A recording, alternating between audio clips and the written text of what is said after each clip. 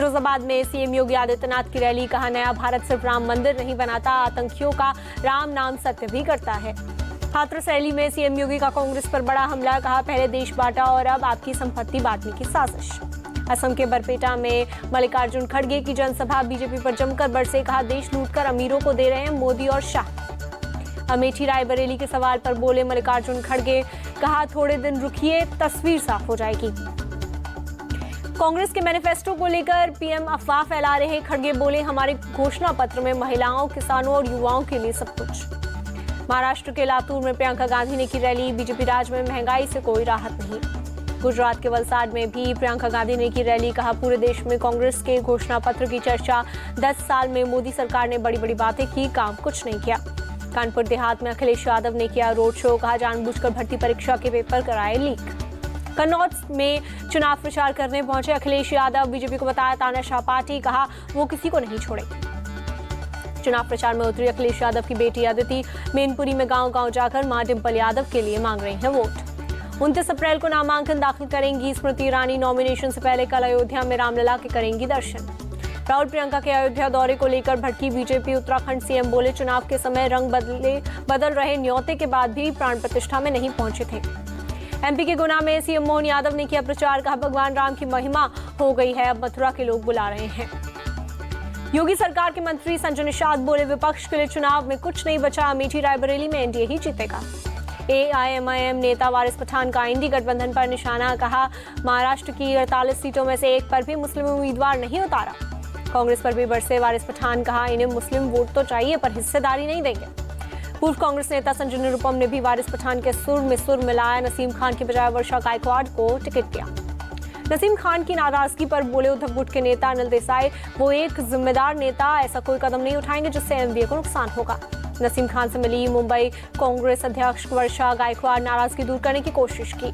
वर्षा गायकवाड़ से मिलने के बाद भी अपने स्टैंड पर कायम नसीम खान, कहा किसी के लिए नहीं करूंगा प्रचार। खड़गे के मुस्लिम उम्मीदवार वाले बयान पर भी बोले नसीम खान, क्या सारे समझौते मुस्लिम समाज ही करेगा। मुंबई उत्तर मध्य से बीजेपी उम्मीदवार होंगे उज्जवल निकम, पूनम महाजन का टिकट कटा।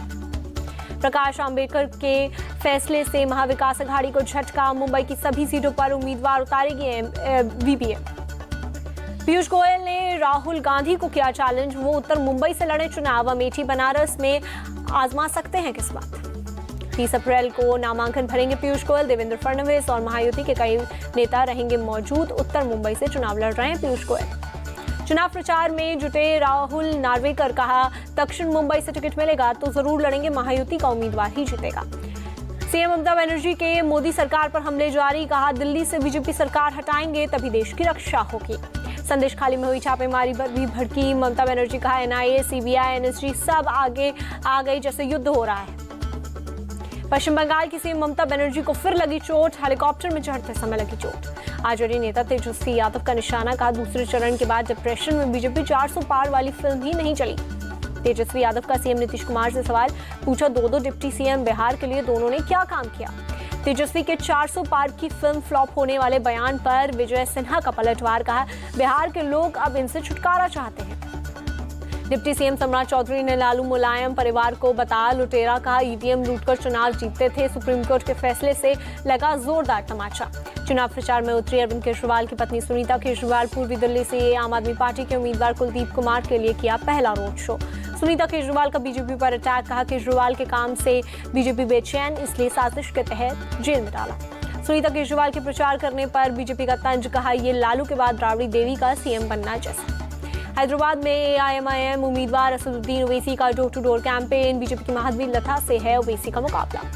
असदुद्दीन ओवैसी के बयान पर बवाल, हैदराबाद से बीजेपी उम्मीदवार माधवी लता बोली चुनाव आयोग को तुरंत करनी चाहिए कार्रवाई। कर्नाटक के चामराजनगर संसदीय क्षेत्र में एक पोलिंग बूथ पर फिर से होगा मतदान, 29 अप्रैल को डाले जाएंगे वोट। झारखंड के पूर्व सीएम हेमंत सोरेन को कोर्ट से झटका, भूमि घोटाला मामले में जमानत देने से किया इंकार। संदेश खाली में हथियार मिलने पर गरमाई सियासत, टीएमसी ने चुनाव आयोग को लिखी चिट्ठी, सीबीआई के छापेमारी की टाइमिंग पर उठाए सवाल। बीजेपी नेता दिलीप घोष का शाहजहां शेख पर आरोप, बांग्लादेश से रोहिंग्याओं को लाता था, पूरे देश में भेजता था। बीजेपी नेता शुभेंदु अधिकारी की मांग, टीएमसी को आतंकी संगठन घोषित किया जाए। उत्तर 24 परगना में बीजेपी नेता निमाई दास के भाई घर पर विस्फोट। टीएमसी बोली घर में रखे बम से हुआ धमाका। पश्चिम बंगाल के संदेश खाली पहुंची सीबीआई टीम, जमीन हड़पने मामले में शिकायतकर्ताओं से की बातचीत।